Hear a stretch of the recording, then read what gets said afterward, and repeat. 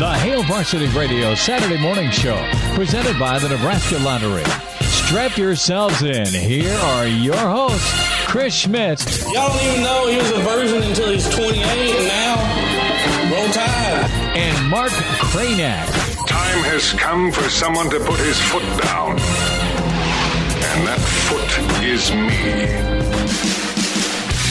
Welcome to it, weekend editions here. It's Hail Varsity Radio, presented by the Nebraska Lottery. Chris Schmidt, Mark Kraynak, Damon Barr driving the bus. Welcome into it, Nebraska-Purdue week. And it's finally kickoff here at 11. Can join us this morning. Dial us up, 466-3776, 466-3776, 800-825-5865. Email Chris at HailVarsity.com, Mark at HailVarsity.com, and give us all a follow on Twitter.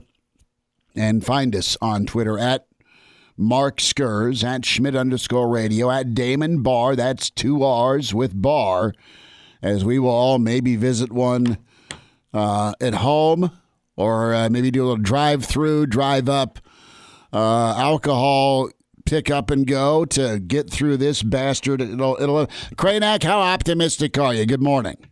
Well, I don't know, Chris. I was looking. Good morning. I appreciate your text this morning.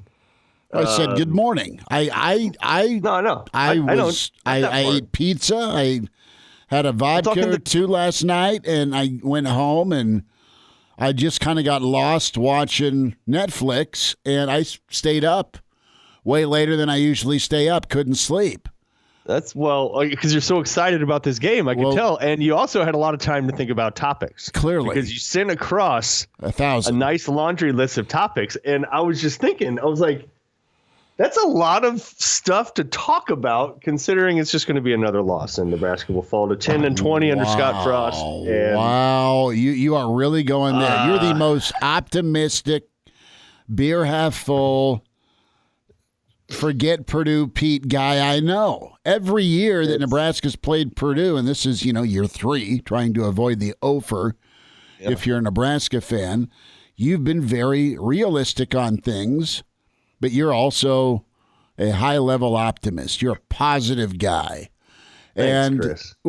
And Vegas has heard you because this thing's continued to dwindle down. I think your outreach has been heard by some of those in black and gold with the number of mystery opt-outs.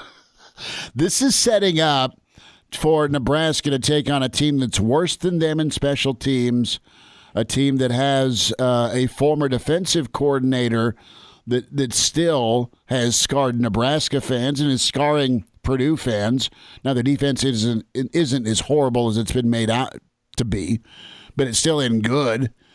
And you have all these other items swirling on top of the fact Nebraska can put a little run together and change the trajectory of this 10-19 number you hit on, and you can still get out of 2020 alive by just playing pretty clean football, because the teams that you're going to be lined up against here, Purdue, hopefully Minnesota, maybe Rutgers, possibly Michigan, I mean, those are all beatable teams, but you just haven't seen Nebraska put 4 quarters of football. That's going to beat anybody, bro. I know. I mean, because you're just right there. You're hitting the leftovers a week ago, and you're just like, son of a gun. It didn't happen. It looked like it might.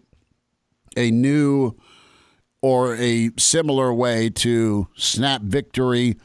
And here come the jaws of defeat. I think today can go okay, as long as you just don't try and get too cute. You know what I worry about? We can talk red zone defense. We can talk special teams. We can talk Purdue scoring on big plays. And we can talk Nebraska's running game. We can get on the offensive line. We can hit snaps. We can do all of those things. But I love the ego battle that is very real between these two head coaches, with how big is my playbook, how big is my brain, and how what's my style points rating? Because that ended up screwing Nebraska last year. And there's probably a little bit to that. I don't know. Think of the play calling last year in the red zone. Where Nebraska, how is it different than other years? What or other games? Well, Nebraska's rushing attempts were not right. It was the bubble pass. That was death to the bubble pass last year. Inside the 5. I think I blocked it out honestly, after a Darian Daniels. Oh, it's going to be a big guy touchdown. Taken down at the 1. You settle for 3, and it's 10-0. You could have drilled Purdue, and they hang around, and what happens? It's a quarterback keep, a little bootleg deal to put Purdue up and seal it in. And man, the Purdue loss last year. I blocked it out. Kept Nebraska out of a bowl game. The Purdue loss last year was a sequel to just how awful you felt because you'd already witnessed Colorado, okay, from earlier in the season.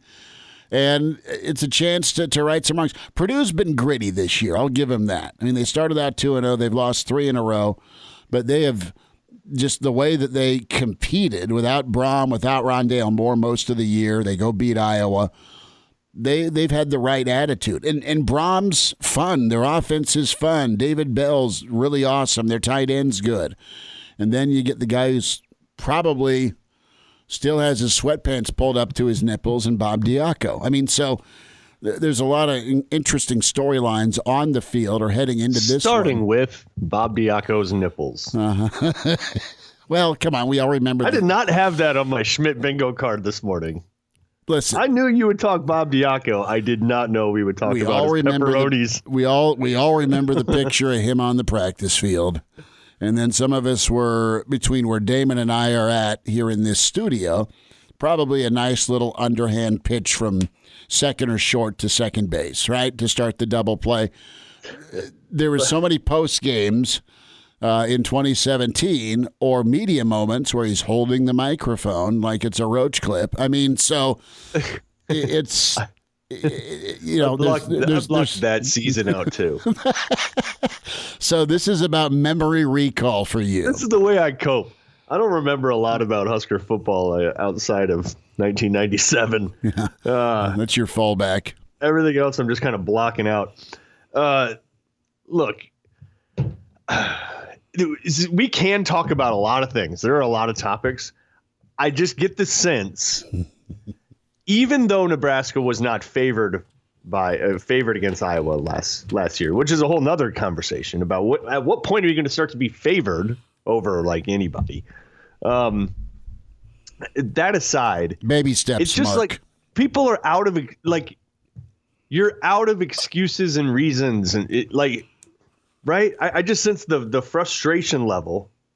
This isn't just me. I'm just sense the frustration level I've sensed with fans is that. Kind of tried everything. It's wait till Frost gets his guys in. It's a quarterback. You got to get it. The quarterback's a freshman. You got to get settled there. The culture. You got to get the culture right. You got to you've broken down everything, right? But you're now well into year 3, and it's just like, bro, you got to get some W's, man. You know what I mean? And I even got the sense that Frost himself was sort of finally like that. He's like, final straw. We can talk Friday. about culture, and we can talk about snaps, and we can talk about which quarterback should start, and offensive line development, and black shirts, and when do we hand it? Just get a W. Win the ball. Win the ball. It's time game. to get W's, man. It just is. It's just time to get W's. Because look, we can all see. I can, anyways. I don't know. Maybe it's just me. To me, the team looks like they're physically more ready to go than they have been in years. They just do. They look in better shape. They hit harder. They seem to not necessarily tire out during the game. They just got those things in place.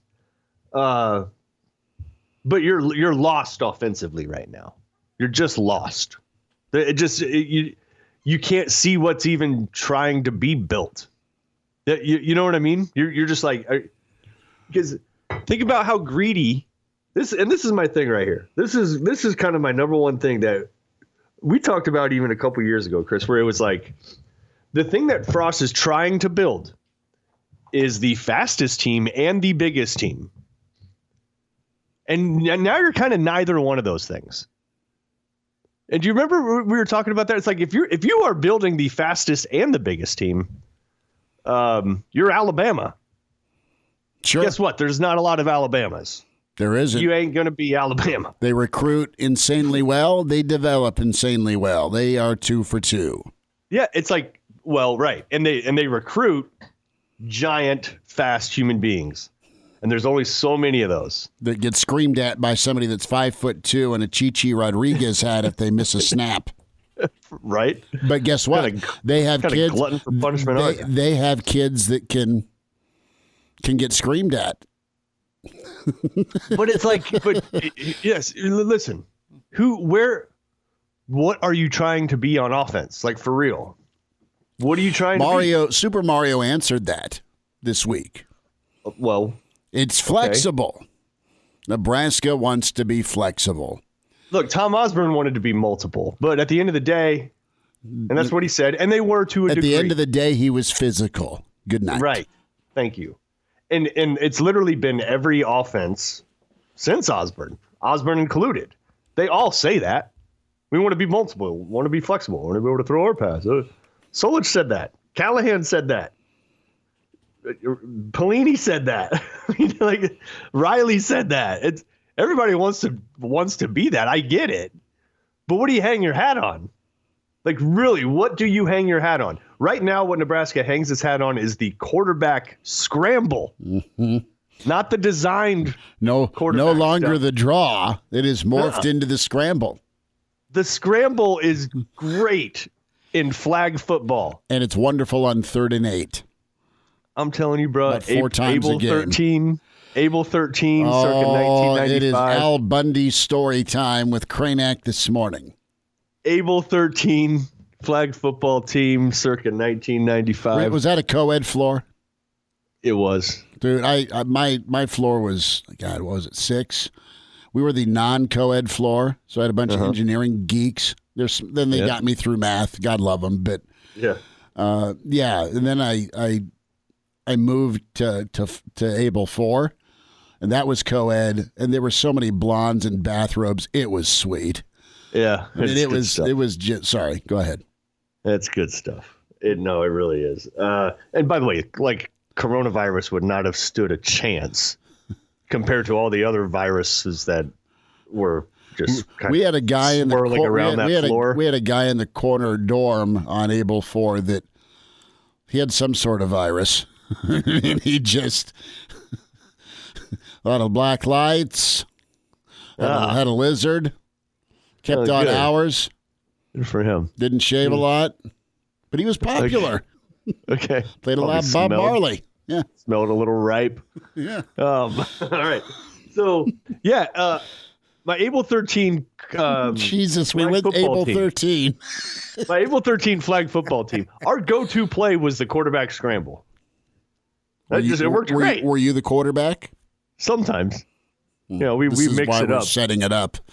We mix it up. It worked great then. Because they would usually assign like a slow person as the quarterback, guy that rushes the passer. Right. So everybody just flood downfield. Or the asthmatic. Or flood to one side, and then slow guy comes and rushes you, a quarterback scramble, first down. It was great. Great way to move the chains. That was flag football, though, for Able 13. All right? We weren't on scholarship for a reason. This is Division I football. Brother. This is brother. Yeah, exactly. And the irony of it is a Division I football team coached by Scott Frost, who has probably the best roster of football influences of anybody that's ever lived. That's not hyperbole. That's fair. Look who he's played for, look who he's worked with, look who he's coached for. Yeah. Yeah. You just followed with that's fair. That was very high. There was a lot of hyperbole. Dude, we can all list it's tough them. to argue with, right? Like, name a Walsh, person on the planet. Osborne, Tomlin, Bill Walsh. I've already hit those. Parcells. Yeah, sorry. No, sorry. I didn't hear. But he got to play with Keyshawn Johnson Sr., which I'm sure was a highlight of his life. Where is Keyshawn Jr. now? Come on. He's probably maybe if he was here, everything would be better. Smarties at Lake Havasaw. There you go. So that's the irony in all this, right? Is like he is the coaching wonder kid. He is the offensive genius. He has, and there's no reason to believe that he isn't, because you've seen it. You've seen some really good stuff. But here he is, and they're the best offense they can muster right now is a quarterback scramble. It's the Kraynak run it, ready, break. A la Able 13. Uh-huh. Like, so let's dive in, dude. That's what you can muster. There's no way we can answer why, but we're all asking it, and you're all weary about kickoff today at 11 because if they win, well, they're supposed to, and good. All right, there's your reaction. If they don't, what little glimmer of hope or care may be gone, because this has been a trying year, needless to say, and you're quickly moving from just thankful for football to son of a bee, why did we even play? and on top of all of these things that we can get into today and how huge this game is, you've got national media going with the hot seat talk from Yahoo on their podcast. Yeah, I'm tired of seeing Nebraska coaches on those lists. Well, yes. Wouldn't you say? But there's not even a reality to it, though. That's what's that. You go do what you do in 3 years, and Riley's gone. You have a change at the in the administrative level. Bo's cranking out 9 or 10 win games. Boom, he's gone. But you got Moose, and you got these facility things you're working on, and you have Pete Thamel and whoever else from Yahoo launching the old headline where you got a picture of Frost and Tom Herman together about, teams and coaches on the hot seat, and they can't be more further from the truth. You can grumble and have doubt and be ticked off at the way the season's going, and 10-19 is what it is. But, it was to the point where Moose was like, what the hell's this? And, he's doing an interview with our buddy Mitch Sherman. And I think Moose was really pissed because, listen, you need more recruiting wins. And Nebraska's recruited on paper at a really nice level, Kraynak, but they've not been able to keep they've not been able to keep these dudes here. So that's another wart to talk about because that's a problem. It is, because you're going after guys that fit the talent profile. They sure, not all of them, but some don't fit the psychological profile of air quote good teammate. Or, hey, the good kids will rub off on the disgruntled kids, right? You've heard coaches talk about that for years. Well, no, kids are packing their bleep and leaving if they don't get their way. and it's happening in droves if you're from South Florida. Well, yeah, look, there's a lot happening within there. Because the fact is Nebraska's losing close to 40% of their signees. That's a number. Yeah, and that's not just guys that aren't contributing. And honestly, you could expect in any given recruiting class, a good 40% not to be, necessarily big time contributors in their whole career, but they're at least around. They at least show on the practice field for a couple of years why they're not big time contributors on Saturday. Yeah, it's a problem, and so you better look hard at that.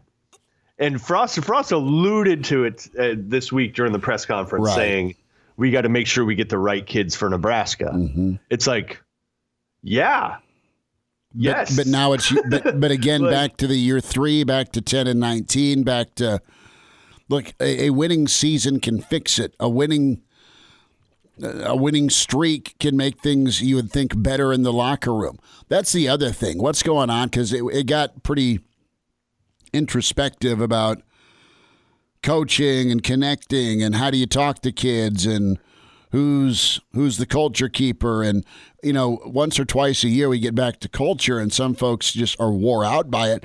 But it's so true. I mean, who's listened to in that locker room? Who's enforcing in the locker room? If, by all accounts, you got a couple of kids that are just two examples that you and I have heard about that aren't necessarily going to lifts or thinking the rules don't apply to them. I mean, do you have a double standard going on within the locker room? Because if they're not listening to their peers or a peer is not saying, look, dude, I'm going to call you out and make you get to lift or team meal or whatever, then it's the head coach's job to enforce all that. Is there frustration within the walls about playing time? Is there frustration within the walls about, well, dude, I'm doing everything right Monday through Friday, but yet I'm not playing legitimately? Right. I mean, is that a thing? We don't know. Yeah, is that a thing? I mean, yeah. And then are guys ready to go on Saturday, or what's their give a crap level like? I'm not saying they're quitting on the field. No, they're going to play hard, but you've got all this stuff swirling around when all you really want is to go out and play good, clean football for 4 quarters. I found it illuminating. I engaged with it on Twitter. I retweeted Drew Brown a couple weeks ago. Kicker. Yeah. But obviously a Husker guy through and through. The old don't play grab ass on Fridays? Yeah. Yeah, he tweeted that out. He's like, maybe we should quit jacking around on Fridays. After they were showing like clips of Fast Fridays and Nebraska players essentially jacking around on the right before the Illinois beatdown. Yeah. He's like, maybe we should quit jacking around. I think you have some things that are fundamentally at odds that Frost has to figure out. Honestly, I think you have. I mean, I think and he needs to really think about this stuff, and he needs to figure it out. I'm not sure your message is entirely clear to your team. I think you say, and he has said, we want to be the most physical team. We want to hit, like physical, right? Physical. We want to hit hard. That's not how you call a game. You don't call a game tapping into physicality. You're essentially calling a finesse offense. Not all the time, but a good amount of the time. A lot of finesse, a lot of trickery, a lot of motion, right? Just like a lot of. You're not downhill physical. Being physical. You're not. Yeah, you're just not. And so and maybe it's because you can't. I don't know. Right. But I just think if you're the team, right, just imagine that you're being on the team and you're being told physical. We're going to be physical. And then you're kind of doing some grab ass like play calls, right? Like that's just at odds. And I just think that, look, Frost, he's a young coach, relatively speaking, sure. Experience-wise, age-wise, all that. But I think he's got to really think hard about what role he wants to play, the image he wants to project. I know he's like he's the player's coach kind of thing, and there's a place for all that. There's a place for any kind of style. But I don't know. Just go get the results. Because here's the deal. Look, Chris, it's not just one thing. Several things are off right now. It's not just one thing. It's not just because you don't have a good quarterback or something. Or because you do. You have a handful of pretty good ones. But what kind of offense are you trying to run? It's not that you don't have like size for the Big Ten. You got that. It's not that you don't have skill in the program. You have that. It's not that your culture is terrible and guys aren't strong enough. No, you're good there. Like, there are some other things that are just off. And like, I hope that he is spending, and it could be the most subtle, mundane thing that none of us are talking about, that if they flip can make all the difference in the world. It's a detail. They're right. You know what I mean? It is a detail. There are details right now that are just off. Because it's not leading to there is no reason. Reasonable reason? There is no reasonable reason really, that Coach Frost in Nebraska should be 10-19. Bro, 10 of those games are by like 8 points or less. Like yeah. It's just like, why do they always, not always, why do they consistently tilt in the opponent's favor? Consistently. It does. Close game tilts in the opponent's favor. Why? What is that? What are those details? What are you doing as a coach? What tone are you setting? What signal are you sending or not sending? What are you allowing or not allowing? Right. There are a few things that are off. And he needs to diagnose and figure those things out. And it might have to do with his overall plan. The plan coming in, he's good with plans. Frost and the staff have plans for everything. I'm very confident in that, but they don't always work.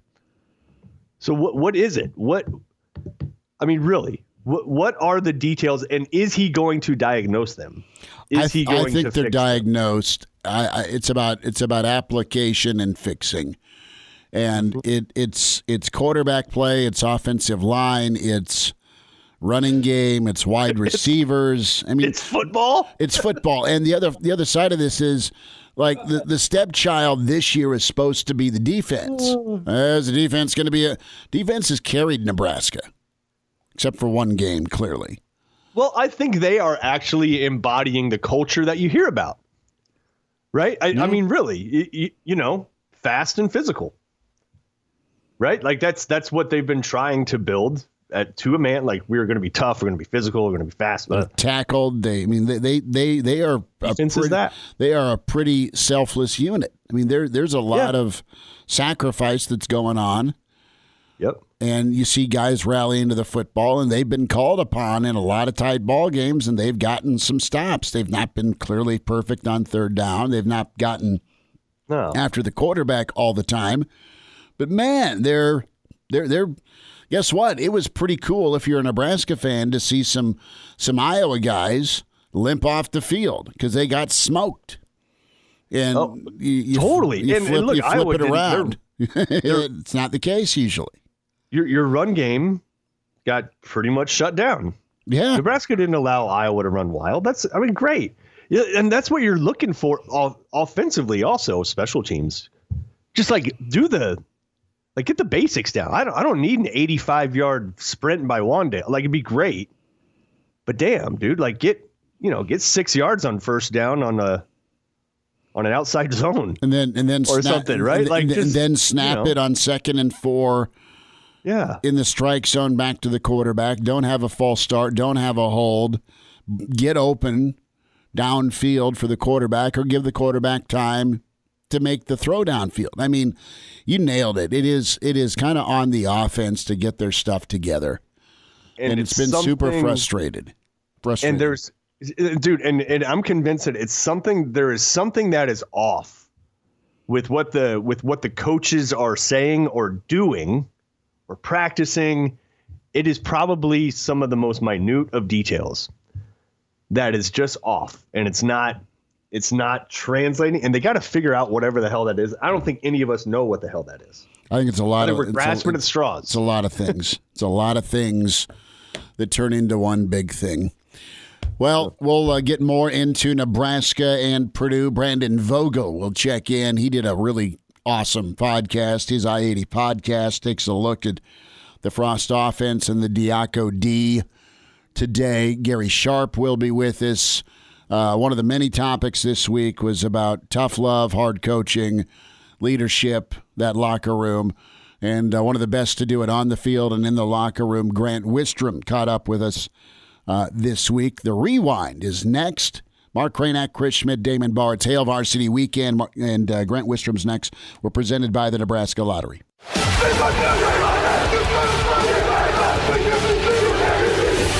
Back with Hail Varsity Radio, presented by the Nebraska Lottery, with Chris Schmidt and Mark Kraynak. Back with you, it's Hail Varsity Radio, presented by the Nebraska Lottery, and we say hi to Husker and College Football Hall of Famer, Super Bowl champ, Grant Wistrom with us, old number 98. Grant, how's your fall going, man? It's good to spend some time with you. It's been a fast fall. Smitty. I'm not going to lie to you. We're deep into trying to get our medical marijuana businesses up and running down here. I've gone back to work as a real estate agent. There is very little time for rest these days. Do you have kind of a Marty Bird setup for me down in the Ozarks? No, we're not quite to that status yet. I haven't bought a casino, but if things go right, I might. I'll invite you down to our big spender room there. No, that'd be good, man. You know, good for you. How do you like? We'll get into football in 2 seconds, I promise. But how do you like real estate? I love it, actually. Back even when I was playing football, I used to own a real estate agency.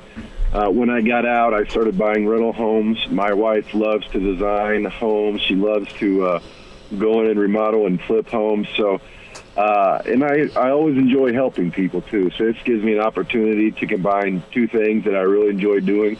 I enjoy the real estate market, but I really enjoy making people happy, finding what they want, and putting in, right now I'm working mainly as a listing agent, so hopefully getting people the most bang for their buck and get the most they can for their home. So when they get onto that next place, they can get exactly what they want.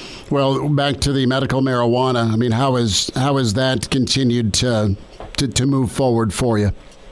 It's been a long process. Hopefully we will be up and running. Our dispensary will be open by February 28th. That's our goal. We're going to have to file for a time extension with the state, but we've got a good case for that. I was just reading through an article from the state. I think they're going to be not lenient with us as far as people that haven't met the time deadlines, because quite honestly, with everything that's going on in the world right now, everything's taken twice as long. So trying to build a building, remodel, permits, order equipment, everything's taken twice as long now. So the state has just come out and talked about how they are going to be looking at our request for time extensions and, hopefully being kind of not lenient with them for those people that have proved that they are trying to take steps forward to make this happen, but just give us a fair chance to get these businesses open. Well, best to you. I know you're busy. And Grant, with all that swirling around, have you had much time to catch Nebraska on Saturdays this year? I watch them every opportunity I get, Schmitty. So, yeah, every chance I get, I watch them. What's your take? I mean, what are your thoughts? You seeing some improvement? I know the record's not what you guys are used to, who won championships. Yeah, and, it's a different time, but, the Illinois game was very frustrating, to say the least. I don't know. I think that's about as poor a performance as I've seen in a long time. But, they bounced back against Iowa. Granted, they didn't win. They had opportunities at the end of the game, but they went out there. That's a really good Iowa football team. They battled with them. They didn't give up. And that's, once again, I go back to all I'm looking for. So I really think the biggest issue with this team is just finding their identity and finding a way to finish games and to win games. They've identified every way possible to lose a game. But we kind of need to flip the script there and start figuring out ways to win football games. Grant Wistrom's with us, Hail Varsity Radio. Grant, Coach Frost references you and Jason from time to time, specifically your leadership qualities, and he talks about culture keepers, and I wanted to go there with you real quick. From your time in Nebraska, from freshman to senior, and the championships in between, who did you learn from at Nebraska? Was there a big brother or someone who paid it forward to you, and then ultimately you paid it forward to somebody below you? I mean, give me the setup of kind of your role, Jason. I mean, we've heard stories, but just what type of responsibility did you feel with the program? When I first got there, it was an incredible D-line room. I mean, I had Terry Keneally, who embodies what Nebraska football is all about, to look to see how to get things done, to do things the right way. And there were a number of other guys in there, Jason Pesterfield, Christian Peter. There are a lot of guys out there that just showed up to work every day and set the tone. And so, when I got there, it was just easy to fall in line. The standard had been set. There was no backing away from that standard either. So, all Jason and I did was just carry on what had already been established. And so, and I also say that Jason was somebody that I looked to. I'm not the most in-your-face, a confrontational sort of guy. So I had to take a lot of that from Jason. Jason is not afraid of confrontation, to say the unpopular thing. So I had to learn from him in that regard. That was just the guy that I was standing shoulder to shoulder with. We came in at the same time pretty much. And then after that, I think guys like Kyle Vanden Bosch came in behind us, who, once again, the standard was set, and Kyle just went in and adhered to the standard. And at some point along the way, we let the standard slip. And and that's what Scott's there to fix. And I still firmly stand behind that is the right man with the right group of coaches with him to get the job done.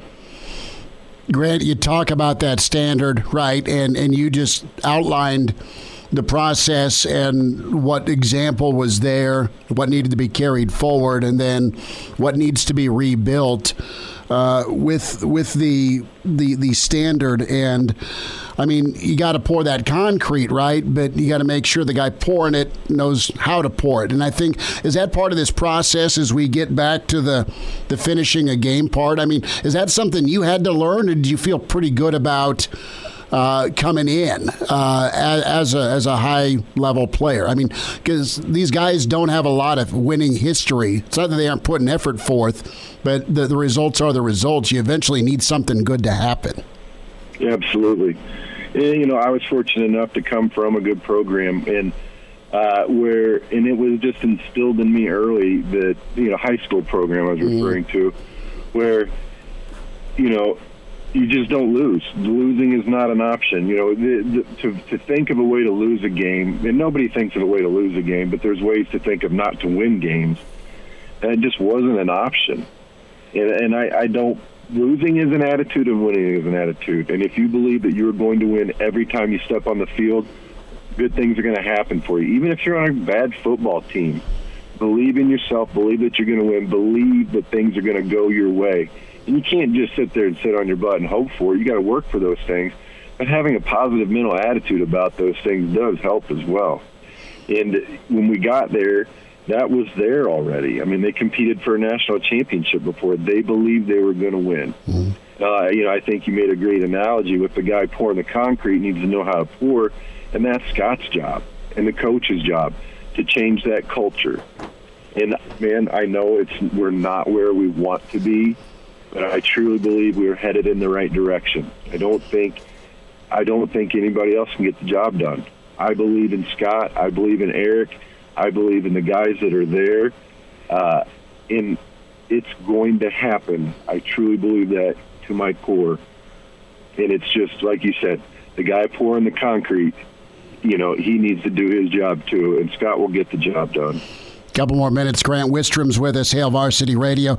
Grant, when it comes to connecting with younger players, you've had a chance to speak to the team, and it's pre-COVID. But how do you try and connect with the generation that's now 18 to 22? And I'm not calling you old. I promise you. You wouldn't be wrong. But, you and I are of a certain age, and guys that, we have kids that are now teenagers. But how does a guy that cranked out such an incredible career at Nebraska try and connect with the next group of 18 to 22-year-olds who, oh, great, there's championship trophies, but they weren't even around when they happened? Right. But you know what? We're all football players. We all love to win. And so there is that common theme that runs through all of us. We're all competitors. So if you're 44 or you're 18 stepping onto into the locker room for the first time, there's a connection there. We all love football. We all want to win. We all went to the University of Nebraska for one reason, and that connects you. And, I haven't had an opportunity to do it for a long time, but I really believe that every time that Jason and I get to step in front of that team, or whenever Scott brings any, ex-player in, passionate player, The kids sit up and listen. They do understand it. The kids that give a crap are going to sit up and listen. The kids that are too cool for it doesn't matter who you bring in there. They're not going to listen to those guys. That's not who we're talking to.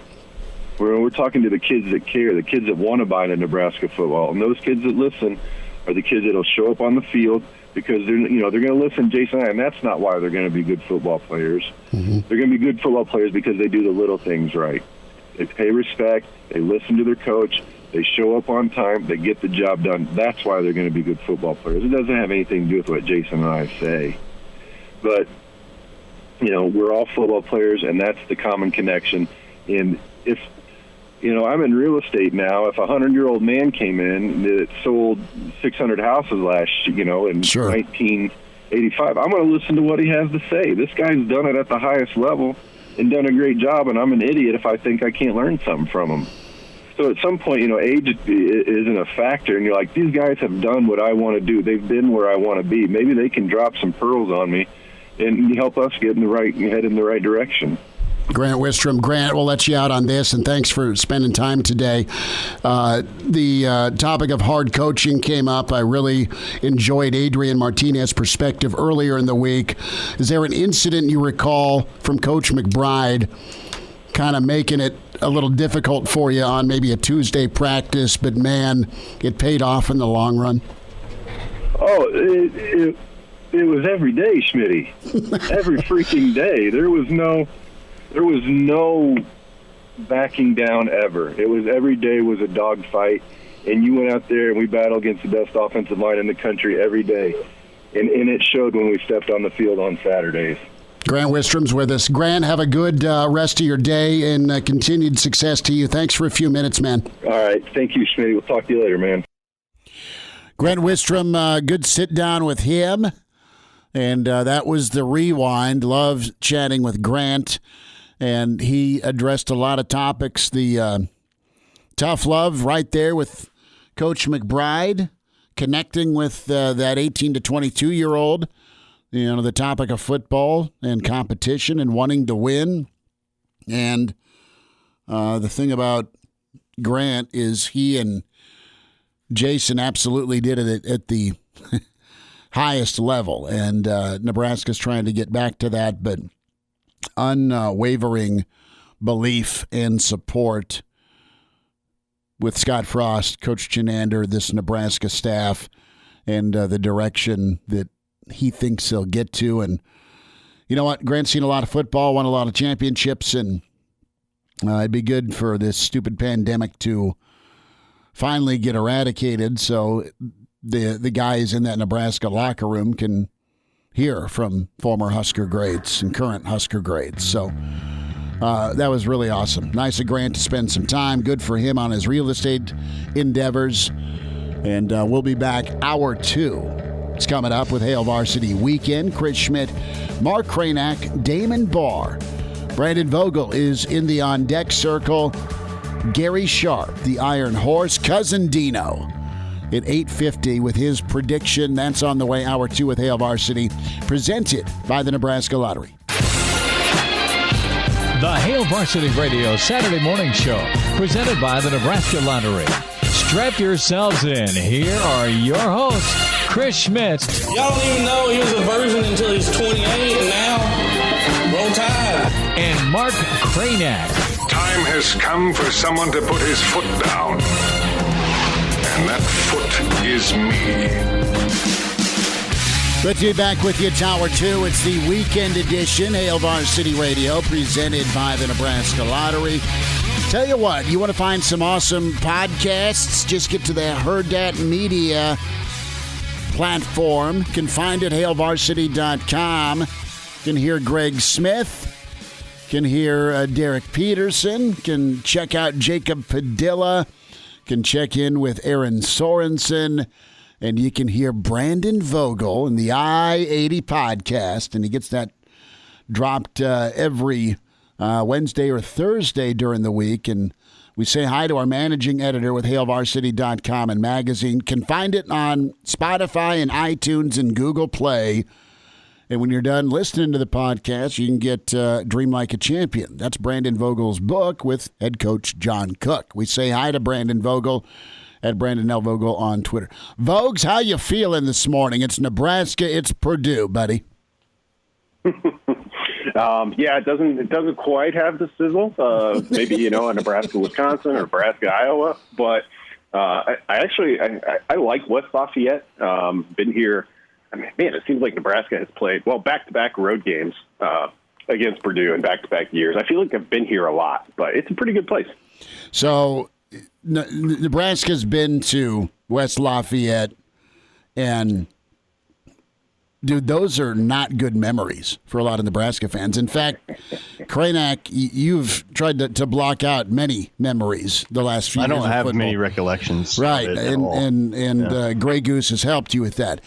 I think Nate Gary gave up on a tackle at one point, and there was a really pale quarterback that threw a lot of interceptions. That's about it. That's about all I've been able to commit. Wow. So, Vogues, how do you, when you hit the welcome to West Lafayette, I mean, is there a little PTSD that happens when you see other folks in red or what? No, actually, I hadn't thought about it until you just mentioned it, about how horrific some of those games have been. I remember, did Pelini come here? The last time he was here with that team, that was a pretty horrific loss. Go ahead, bud. Sorry.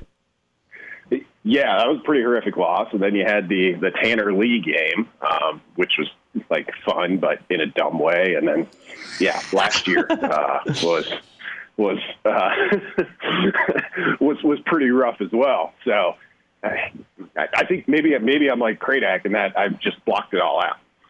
Yeah, it's the way to go. It's the way to go. Like, rather than deal with your feelings, just repress them. I think that's the way to go. Look, I'm looking at this season. I've seen just a turn, and I think since Iowa, in just kind of general tenor of the fans, and then myself too, where it's just like, look, 10-19, really? Like, figure it out. I just feel like we've talked about so many details, so many things. It's culture, it's offensive line, it's play calling, it's receivers, it's running back, it's who's starting a quarterback, what are you doing with the black shirt, blah, blah, blah. You go on and on and on and on. But the bottom line is this team should have a better record, considering how they recruit and everything else, than they do.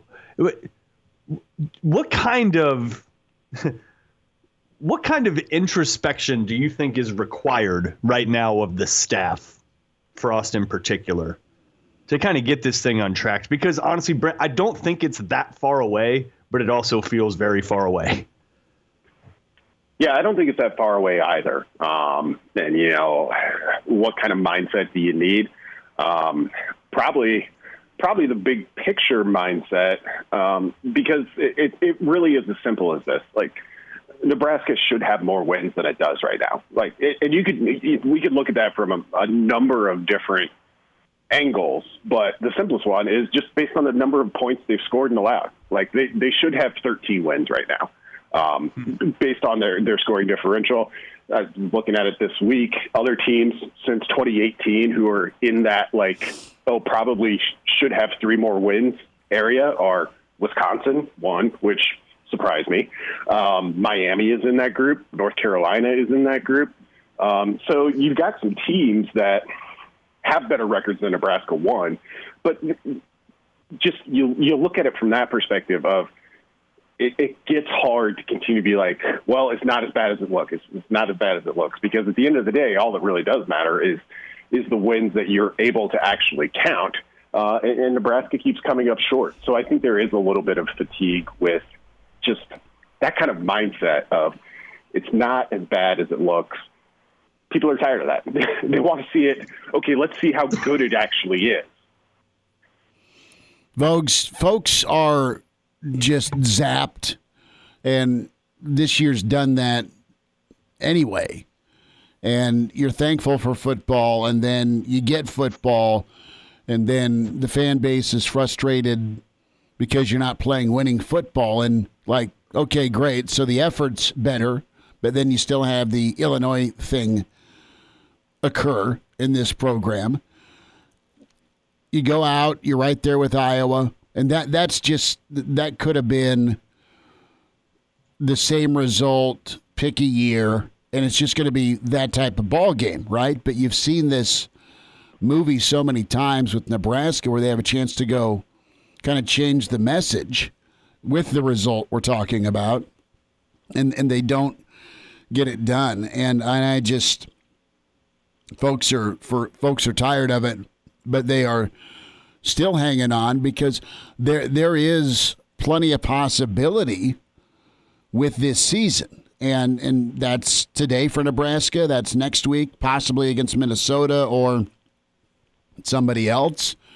And then you'll match up with a like program, theoretically, for December 19th. I mean, Nebraska could flip this around. We talk about the horrors of Purdue back in 2015, right, where not only do you lose a shootout 55-45, but you lose DPE as well, right? I mean, just so it could flip around in 2015, and I hate to go to the Riley era for something like great, but that thing ended up, okay, a little bit of an upswing, right? So it's not impossible for it to happen. It just feels, man, like it doesn't feel like it's ever going to happen.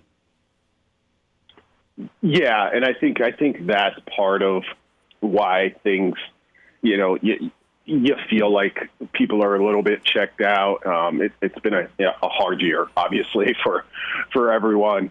And for that reason, I think the hurdle Nebraska actually had to clear coming into this weird makeshift schedule was pretty low. Like, Husker fans, were realistic. Nobody, you always hope for the best, but I don't think anybody came into this expecting more than like a 500 year. And technically, Nebraska could still get there. But sitting right now at 1-4, I think it was okay. The bar was relatively low, and Nebraska hasn't even been able to hit that. So I think that compounds things a little bit just with the general feel around the program right now. But you could start changing that today. You've got a coin flip game, basically, against a team that you haven't beaten with this coaching staff in place. But you should be able to. They play a similar style. Like, Nebraska and Purdue are very much kind of in the same spot in the Big Ten pecking order at the moment. You can't fix that in one day, but you can go out and try and get a win and really show some proof, I guess, that, hey, maybe there is something more down the road. Brandon Vogel is with us on Hail Varsity Radio. The offense is just puzzling, to say the least. You're kind of middle of the road in terms of yards per play in the conference. But scoring, I mean, Brandon, they're at 20 points a game, right? Like, it's just, yeah. I mean, come on. You're second to last in the Big Ten. Big problem is the red zone, where their conversion rate with touchdowns is just abysmal. And look, that every spread offense deals with that, where it's like, once you get into the red zone, the field's compressed, it's a little harder to score, but other spread teams figure it out. What do you think Nebraska has to do? What are they not doing well enough to actually convert when they get to the red zone? Because I'll tell you, if Nebraska even just gets a couple more of those, you're looking at a team that maybe has a plus 500 record right now. Yeah, if you'd asked me coming into the year if Nebraska would be closer to averaging 40 points a game or 20 points a game, I would have taken 40. Now, I don't think they would have been averaging, 37, 38, but I think that's where they need to get to. And with the experience they had coming back, like, 20 was not part of the budget for me when I was doling out theoretical points for the offense. In the red zone, Nebraska's got a handful of problems, I think. I don't know that the receiving core, as it's currently constructed, scares opposing defenses when you get down there, so it's already compressed. You can count on. You can feel confident if you're a Big Ten defensive coordinator in your ability to cover those receivers for a short amount of time, which is all you have to do in the red zone. Without their top two running backs from the start of the season, Nebraska struggles to just hand the ball off. It can run with the quarterback, but everyone knows that's what's coming. So, I think a little bit of it is personnel in the red zone. a little bit of it is execution too, because eventually, if you can create enough time, any receiver will get open down there. But then do you have quarterback who can kind of process that and pick that guy out? So it's a lot of it. The solution to scoring in the red zone at a more frequent clip might be to find a way to score from 30 or 40 yards out, because Nebraska would take that too. Vogues, tell me why you feel good about today. Last week's game against Iowa was one of the more encouraging, I think, Nebraska performances in terms of how they played overall since probably the end of 2018. That was a really good Iowa team, and Nebraska stayed on schedule. It stopped the run at a degree that I didn't think it would be able to coming into it. Really all around, it played really well. It just had a special teams turnover at exactly the right time or exactly the wrong time. And Iowa did all of the classic Iowa things of, we're not going to do those things. So, I felt like people kind of looked at that game as, oh, here's another case of Nebraska beating itself, which you can kind of say that about any game that's close, and focus on the kind of high-profile, game-changing plays. But for the most part, I thought Nebraska played really, really well. They had kind of the easy motivation of, you just got your butt whooped by Illinois. So I think that'll be the most interesting thing early today is, okay, you didn't beat Iowa. You played pretty well. You got to come out and kind of manufacture your own. You don't have that. We've got to go wipe away the Illinois loss this week. So that'll be something to watch. Yeah, and just to illuminate your point, Nebraska held Iowa to under 3 yards a carry, 2.87, which is their season low. So Nebraska obviously doing something right. Better performance than even Northwestern churned out against Iowa. So yeah, there are some things to like. But you're just trying to figure out, like, how does none of this turn into a W? How much do you think Dedrick Mills, in his absence, has affected this offense in total this year? It's a factor. I don't think if he's here, if he's available for these past couple of games, Nebraska's averaging 24 points a game. I don't know that he's worth that much, but because I think the offensive line play right now might be the most kind of disappointing part of this 2020 season. Nebraska struggled with the handoff run game in 2019, and it doesn't feel any different here. In fact, they're having to lean on the quarterback run more this year than they even did last year. So it would be good to have the two guys that kind of won those top two spots through fall camp. But until I see something different from the offensive line, I just don't know how much having one of those two backs back there really changes things. Hey, quick follow here. So Derek Peterson of Hail Varsity did a really nice long article on Cam Jurgens, and of course Cam's been a hot topic because of the snaps. In the article, Derek talks to Rob Zadiska, he talks to Matt Hoskinson, some guys that know offensive line, know the position. For folks that haven't read it yet, and recommend you do at hailvarsity.com, what is the general consensus from the guys that know offensive line about Cam Jurgens? I think that the big takeaway is that this sort of snap stuff can be fixed. Matt in particular had some really good stuff in that story on snapping. It's a technique thing. The other part of this is last week in particular, Iowa's got a really, really good defensive tackle and another really good defensive lineman in Chauncey Golston. You weren't snapping against. You're snapping against future pros in a couple of cases. Not to make excuses, because you're going to have to do that a lot in the Big Ten. But I do think that was part of it. I think the big takeaway with Juergens, and Frost did not mince any words in his defense of him on Monday. He said too good not to play, and he's too good to even consider moving somewhere else, which a lot of people might disagree with. But, I think for former offensive linemen and for people who really know the position, yes, the snaps are an issue, and you got to get that fixed. But how did he play on the other 55, 60 plays, however many plays he got last week against Iowa? And in that regard, now the offensive line needs to be better as a whole, but Cam Juergens shows a lot of good things the majority of the time. It's just when he has his kind of, one real big weakness, everyone notices because you need him to start the play.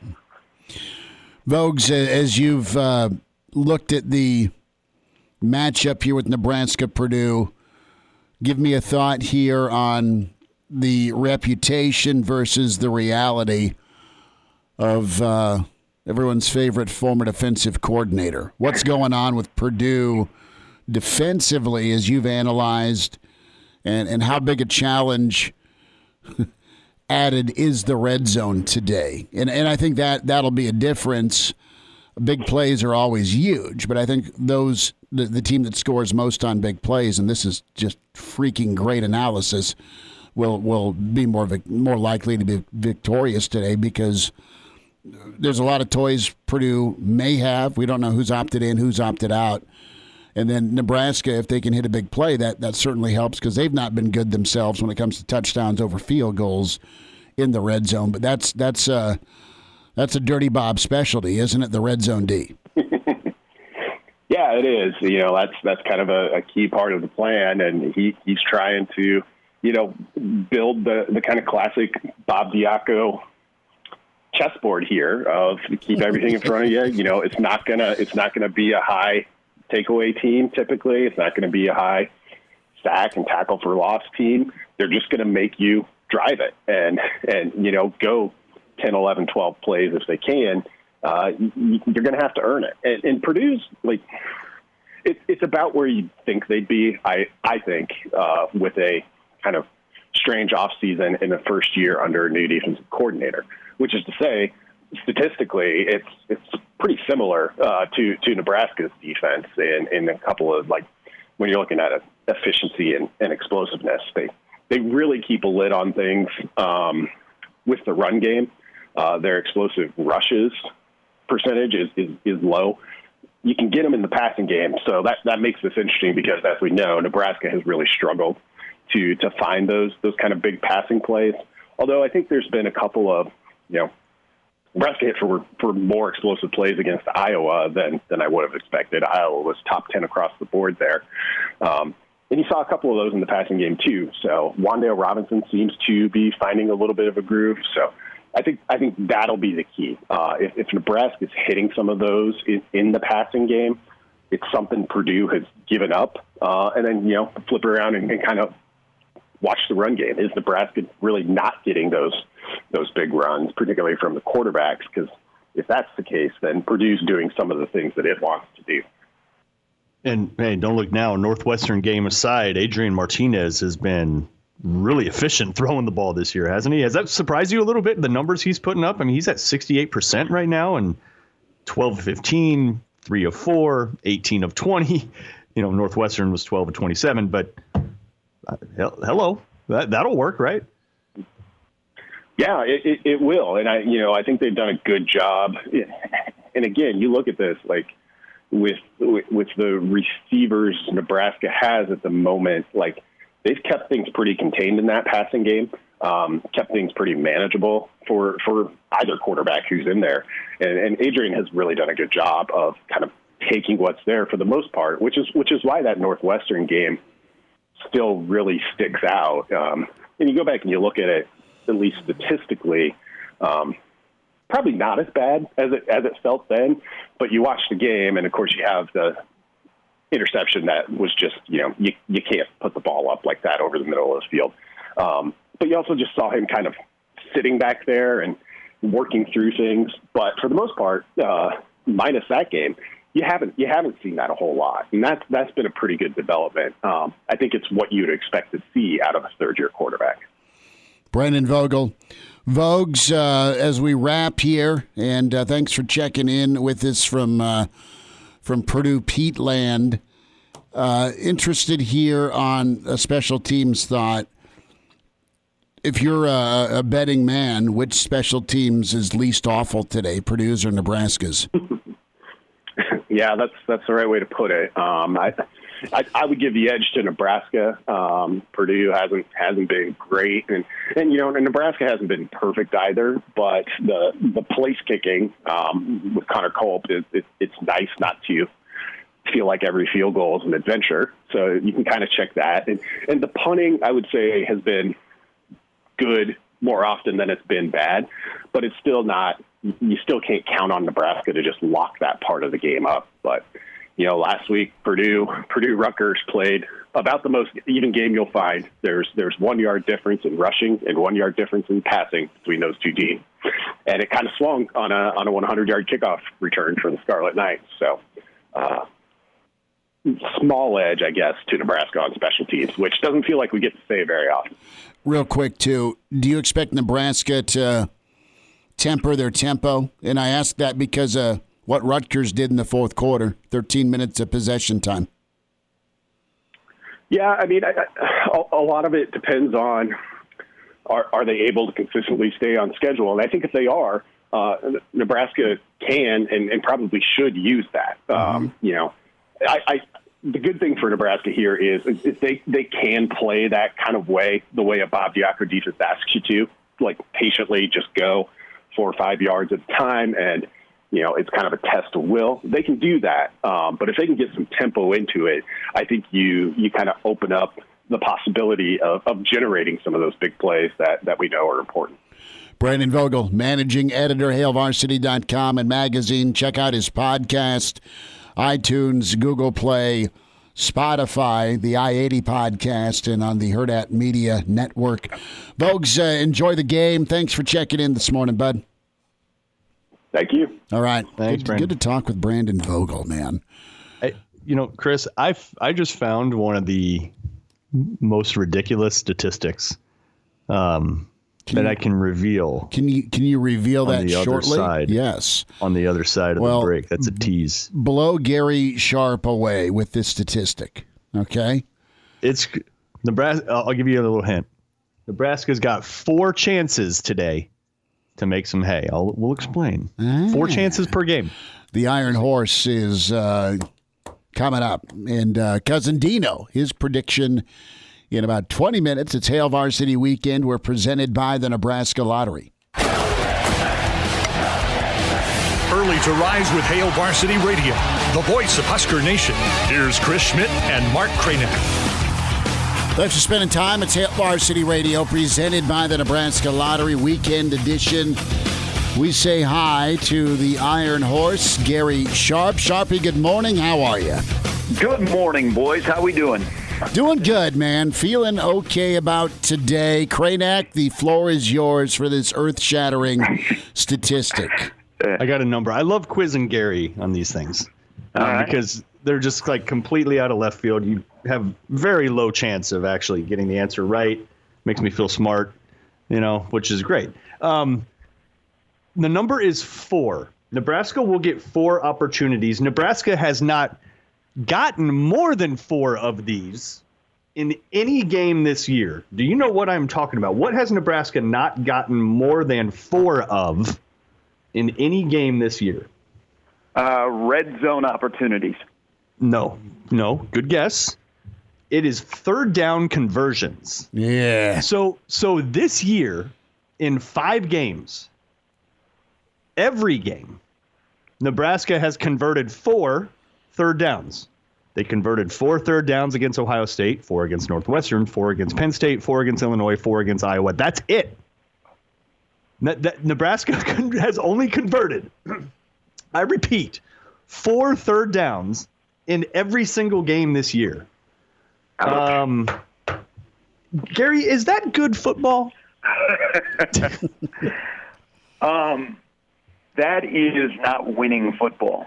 And that can be the difference between winning close games or just scuttling along. And at the end of the day, looking at the stat sheet going, really? That's a startling stat. I mean, that just shows you the inability of the offense to sustain drives or stay on the field on a consistent basis. And that's where we are at 1-4. That's a great stat. But here's the thing.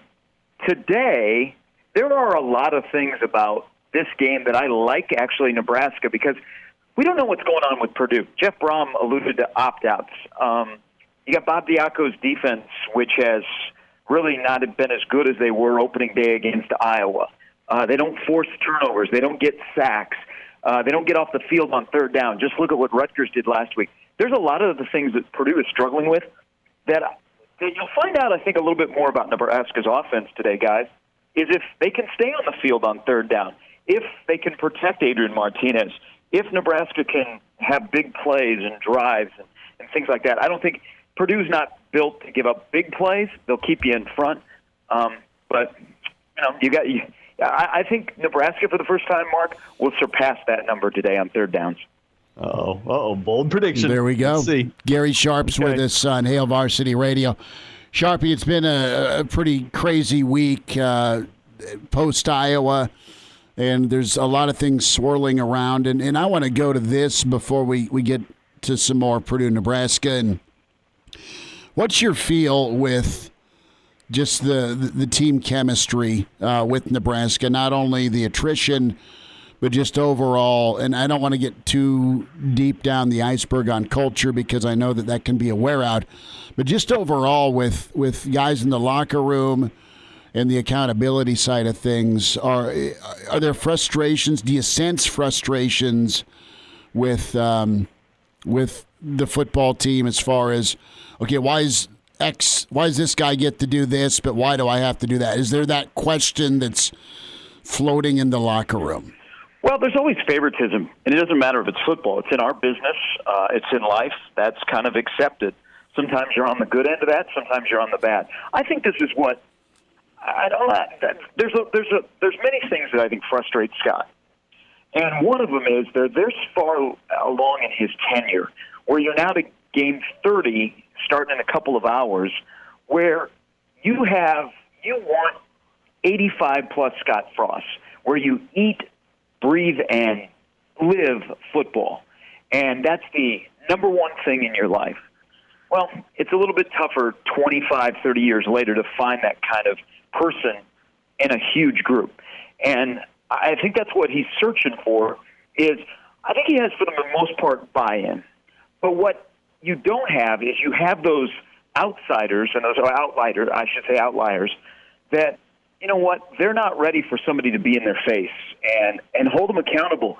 Because, you know what, if you are lax at going to class, weightlifting, going to practice, and somebody calls you out and you don't respond in kind instead of, yeah, my bad, instead you bow up against them, that's not good. And I think Nebraska has encountered some of those things through this weird season in the locker room. And, I mean, you got some tough decisions to make. Are you playing to win right now and you're going to accept some things that don't meet your cultural standards? Or are you putting down the hammer again in year 3 to say, we are not it's a privilege to play on Saturday. You've got to earn that privilege. I think that's the balancing act that Scott's having trouble with, because you may run into the issue of some of your best players that could definitely help you are the ones that are not following what you want set in that locker room and in your program. And, well, honestly, Gary, it kind of seems like he's erring on the side of the former, what you were just saying, where, nope, unless you're doing something right, unless you're doing everything right, you're not getting on the field. Well, right? Like, for the most part, it seems like that's where that's the side he's erring on this year. Yeah, and you guys know this because, Mark, you work for a large corporation. Schmidt, you and I have worked for fairly good large corporations. Mm-hmm. Is you can't lie to the people in the room.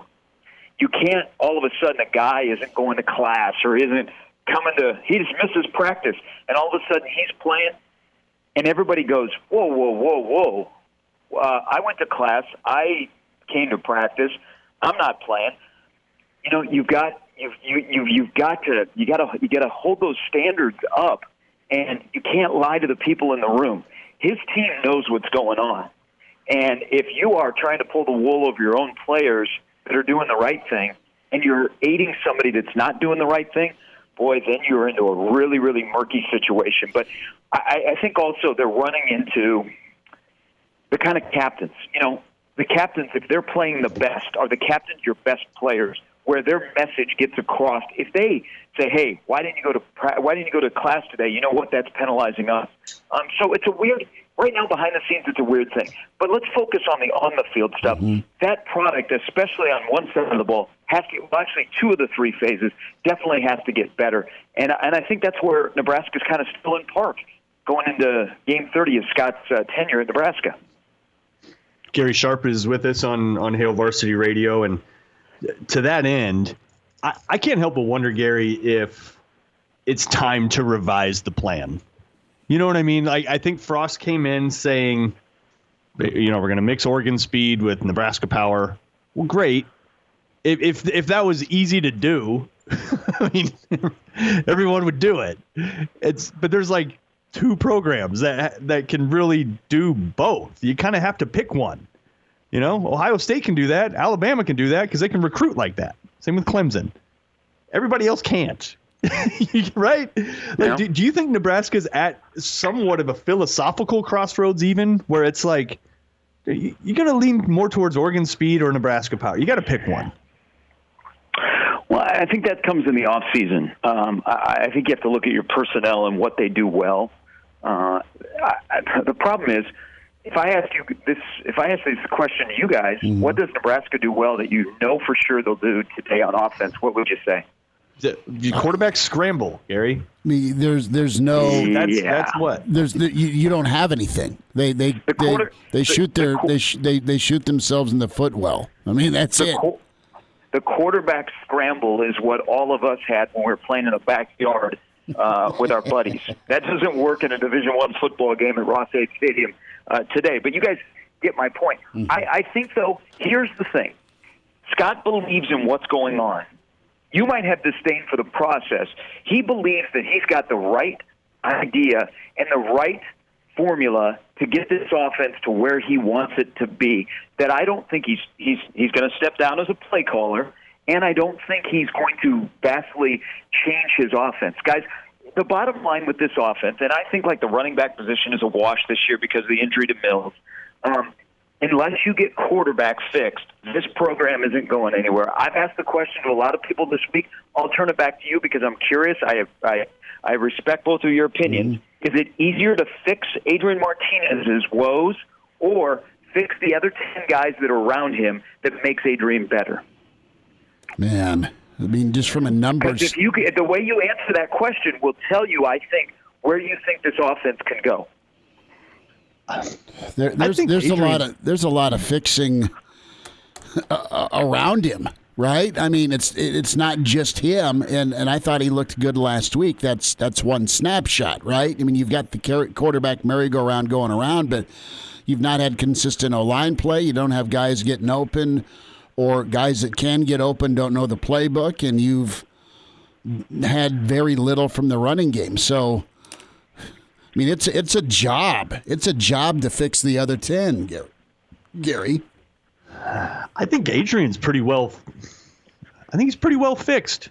You can win with him. I think you can. I think this year you take the Northwestern game out, which is hard to do. I know, but his percentages have been good. His running's been good. He's taken better care of the ball. I think you got to figure out. When I watch Xavier Betts just move physically as a human being, he moves differently than almost everybody on the field. Mm-hmm. Right? And then I'll throw Wandale in there. Wandale plays at an energy level that is just different than most everybody else on the field. I don't think he's not actually a super fast guy. Wandale, he's pretty quick. He's not a breakaway guy, but dude will bring it all game long. Xavier runs like a frickin' gazelle. You got to figure out how to get those guys the ball often. That's I mean, you know what I mean? I think it's almost and it's not that simple, but it's almost that simple. Well, here's the thing. I think another part of the offseason, we talked about this last Saturday. Alante Brown flashed on his one touch. Xavier Betts flashed on his one touch, and they never came back around, either from the flow of the game or what they were doing, with the quarterback. I think another dynamic in the offseason is Scott Frost and Matt Lubick need to get to know each other much better from I'm your boss to you're my assistant. They've never been in this relationship before, even though they have a lot of familiarity with each other. It just seems that you listen to both of them.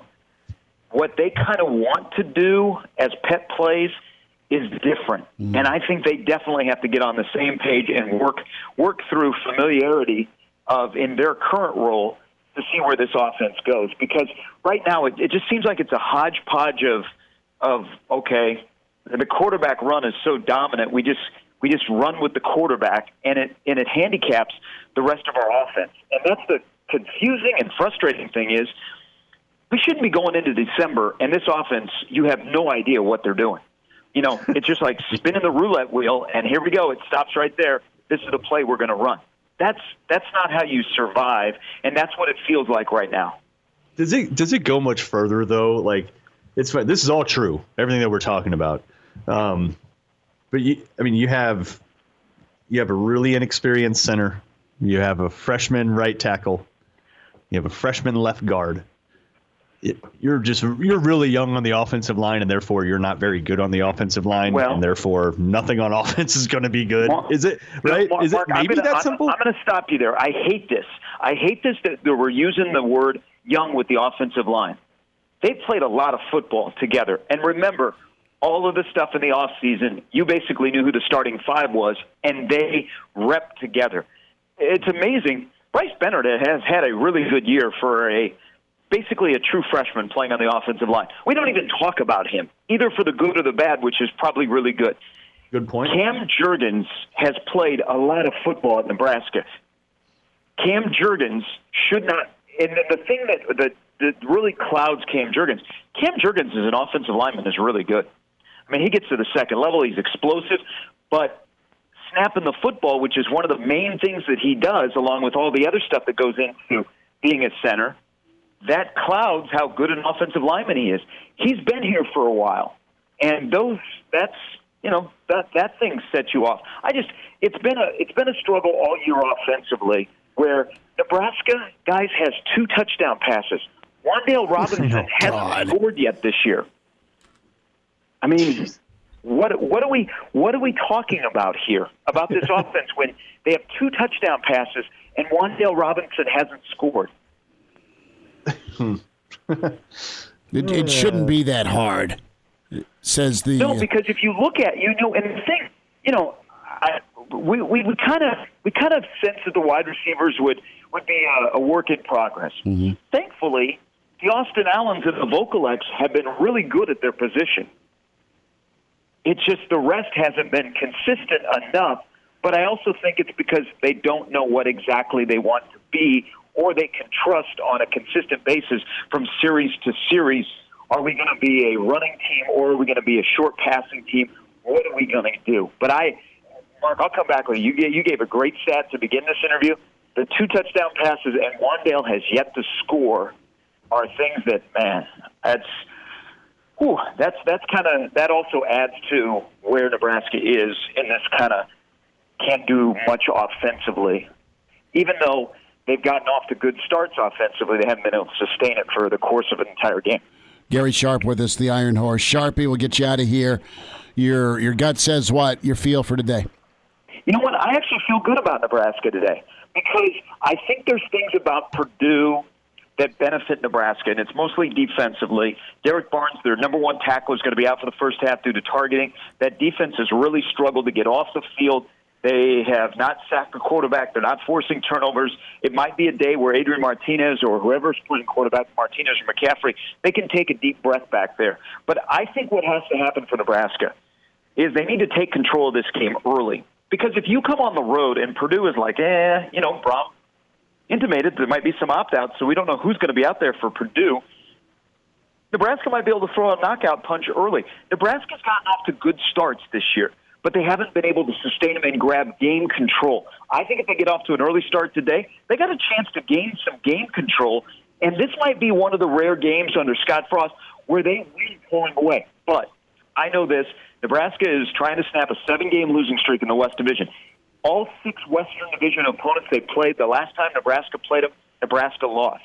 I like Nebraska today in a close game. Purdue plays close games. You know Nebraska's problems under Scott in close games. I will say this, and I've been strong on this for a couple of days. Purdue is terrible in special teams. Nebraska's not great, but they're better than Purdue. This game comes down to one play. It's a mistake. I think it happens in the special teams game, and whoever benefits from it wins. But I like Nebraska today to get their second victory. Gary Sharp with us, the Iron Horse. Sharpie, awesome chat, man. Good to get caught up this morning. We'll do it again next Saturday. Best to you, and go ahead. You guys do know that this is a rare day today. This is the first time in the month of December in Nebraska football history they've played a true road game. Usually in December you're playing the conference championship game or you're playing at a bowl site, so everything is a neutral. Also, don't forget, 28 years ago today, Nebraska and K-State played in the Coca-Cola Bowl in the Tokyo Dome. The score is irrelevant. The bigger story is the fact that John Perella about knocked out Hawk from Road Warrior in an elevator at 3 a.m. in Tokyo. I'll have to talk to Perella about that. This is true. Good. I want to know the E! True Hollywood story. Devaney takes Japan. All right. Oh, it's, you know what? NET could do an hour-long documentary on Nebraska and Kansas State going to Tokyo together and playing that game. But that was 28 years ago today. That's awesome. Sharpie, be good, and we'll talk soon, buddy. Thank you. Hey, great stuff, guys. Thank you. All right, there he is, Gary Sharp. I remember listening to that thing on the radio. It was out of weird time. I want to say it was late at night, or right? 11 or something, yeah. Late at night here. Yes. Because Tokyo is probably, I don't know for sure, but it's probably 13, 14 hours. 13, 14 hours ahead. So yeah, that would make sense. We should get Perella on next weekend. Okay. And I'll shoot him a text. Do nothing but ask him about Japan. That would be great. I need to get a hold of the guys that were part of and we can do this too. We get a hold of the guys that were part of the Bob Devaney travel party. Oh, that'd be good. That'd be good. Look, so Gary mentioned, I didn't realize Nebraska's lost 7 straight divisional games. It made me look up Nebraska's lost 9 of their last 11. Yeah, and a guy who's been there to see most of them, bless his heart, in the Heisenberg RV. We say hi to Cousin Dino as he joins us. This is our new 2020 tradition. Cousin Dino Schmidt is with us to give us his prediction, Kraynak. You remember Cousin Dino? Of course. Dino, what's going on this morning? Were you at Purdue last year? I missed the Purdue game, Chris, last year. I got all the rest of them, but I guess I was just feeling a bit off, and kind of glad I didn't go. I'm kind of glad you didn't go either. That thing was tough to watch. So it's been a crazy week, Dino. Got a couple 3 minutes here. What happens today in West Lafayette? Well, certainly hope that we can turn the script on some of the desired outcomes that we'd like to have and start to see some of the current results measure up to that. I guess I looked a little bit at Bob Diasco's fiasco with the conflict trophy, but as a big, long-time fan, I've got that conflict. And, it has conflict with how to approach the game differently, so I don't have to get so riled up when it, here we go again. Mm-hmm. But, and a conflict with accepting the outcomes. There's very little delight in moral victories. And I hope for the Huskers today to have some trophy memories.